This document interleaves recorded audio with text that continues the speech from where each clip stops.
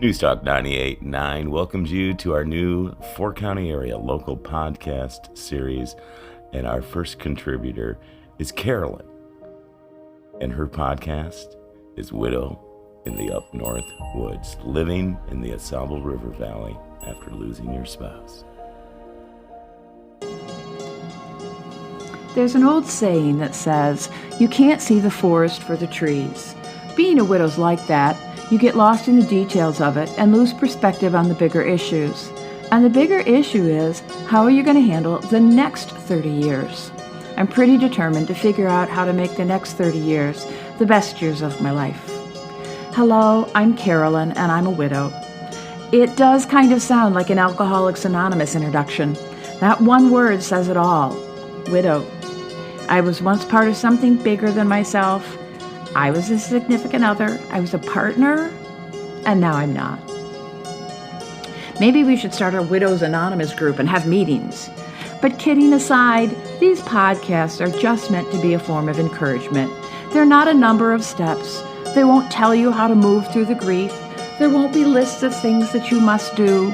These podcasts are just my stories. And through these stories, I hope that you can feel a little less alone, a little stronger. Know that you're enough and that your situation is unique. Most of all, remember that you're allowed to do things your way.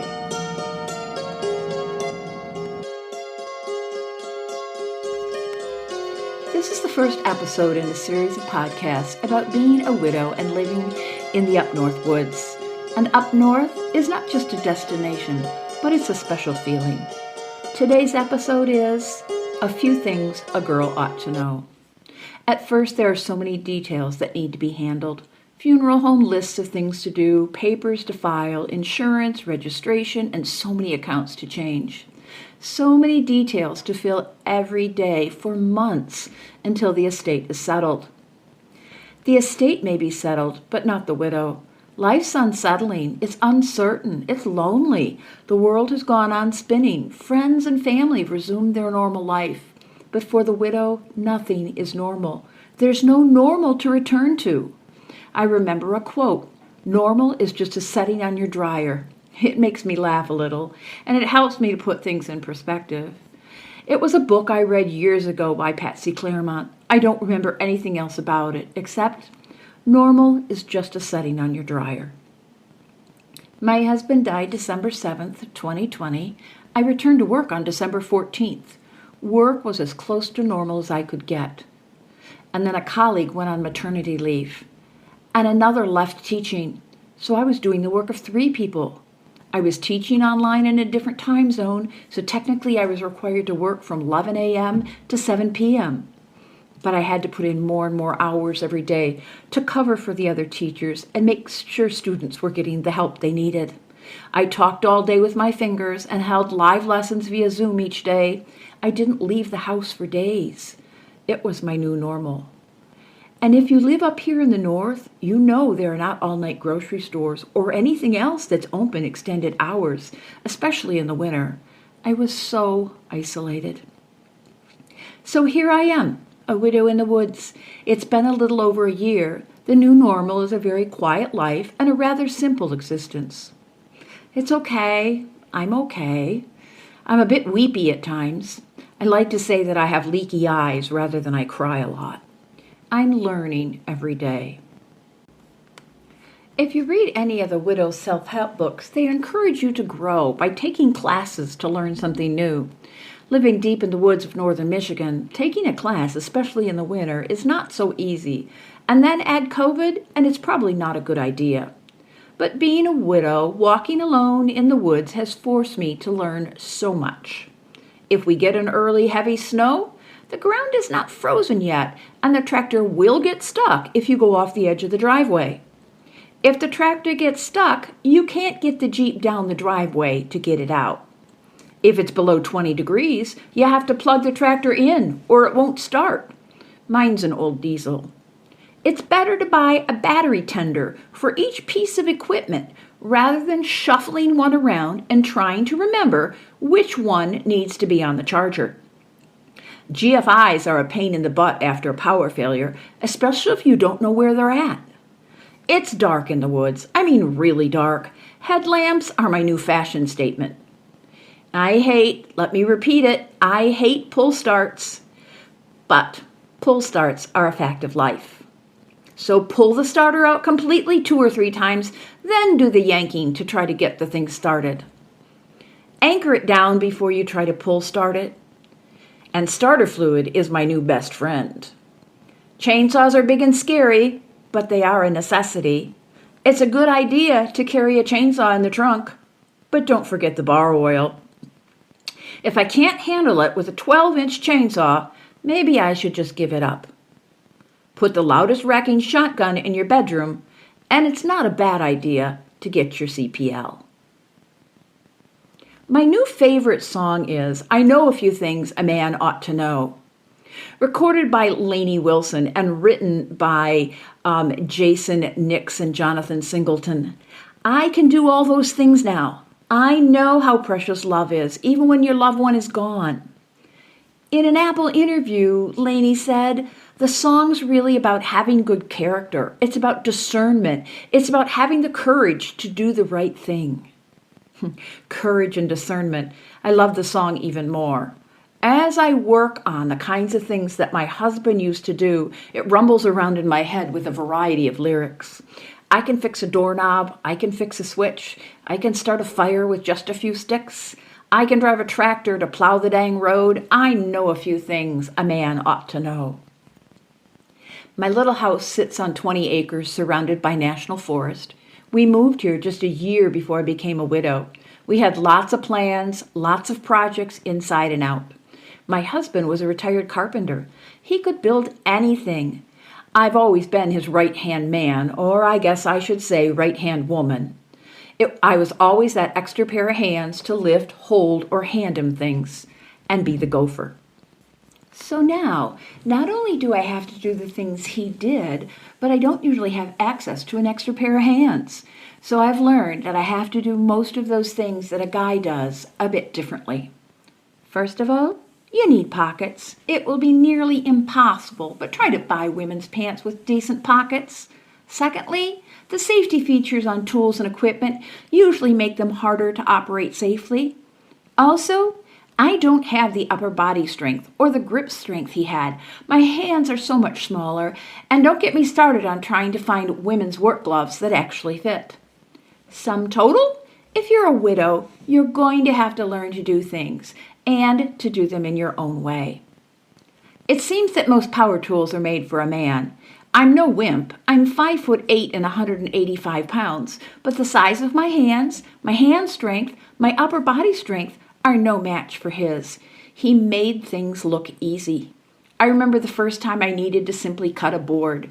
I measured and marked it with a speed square, then I tried to hold it in my hand like he did, pick up the circular saw with the other hand, and cut off the end of the board. I couldn't even get the circular saw going.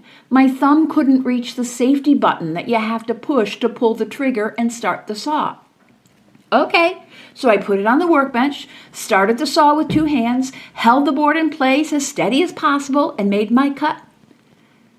It wasn't straight. I had a hard time holding it steady on the workbench without it moving when I made the cut. Okay, new board. I'll clamp it to the workbench so it won't move. I know I've got it this time. Nope. Partway through the cut, the side of the saw hit the clamp, another board in the scrap pile. By now I'm in tears. Could someone please tell me why guys get mad and women cry when they get frustrated? I looked it up online. I wanted a scientific answer, and I had to laugh out loud when someone basically said, women know crying will attract attention from men who will take care of things for them. I'm a widow in the woods. I live on 20 acres. I'm a couple miles from the nearest neighbor if they're even home, and I just need to cut a couple of boards. I'm crying because I'm so dang frustrated. I need to learn how to do this. I guess I also need to learn a whole new vocabulary so I know how to cuss instead of cry. Being a widow means finding ways to do things yourself. I can't afford to hire someone for every little thing that needs to be done in the house, garage, barn, or yard. I can't expect my son or son-in-laws to drive 3.5 hours to do little things for me. I can't expect neighbors to do everything for me on a daily basis. If I want to live here, I'm just going to have to learn. There are things that need to be done every day, and they come up at unexpected times. I did get the board cut correctly. It took me a lot of time. I had to completely clean and organize the workbench. The radial arm saw now has a permanent home on the workbench with ample space to lay out an 8-foot board. I've learned to support the length of the board with scrap wood. I've got plenty of it. Then I can keep it level to make my cut. Then all you have to do is hold the board against the backstop of the saw and make the cut. So here's my challenge for you if you're a widow in the North Woods. Make it work for you. The workbench, the garage, the barn, the workshop, they're yours now. Get organized. My husband was handy and could build or fix just about anything, but he was a dumper when it came to the workbench, garage, and barn. By reorganizing, I know what I have, and I know where it is, and I have space to work. Another thing, know what tools you have to work with. Whether it's a project or a repair you're going to try to do, or if someone's going to come and help you, you'll know what you have and where it's located. I recently needed help with a tractor tire. When my 15-year-old grandson took it off for me, we should have blocked it up 2 more inches. I couldn't put it back on by myself. It was definitely a 2-person job. I had the jack, 4x6 blocks, jack stand, impact wrench, and the right size sockets ready when my neighbor arrived. It took me time to round everything up, but I could tell the neighbor who helped me appreciated it tremendously, and the job took just 15 minutes. Up north neighbors are the best. Learn how to work with the tools you have. Power tools can be scary, but they're just tools. They're made to make your life easier. It's too hard to live up north without knowing how to use them. In closing, I came, I saw, I conquered, and you can too. Do you remember learning to drive? You'd been riding in cars and watching for 16 years. You needed some guidance at first, but for most of us, it was pretty intuitive. And there was never a fatal crash when you were learning to drive. Maybe a few fender benders or scratches.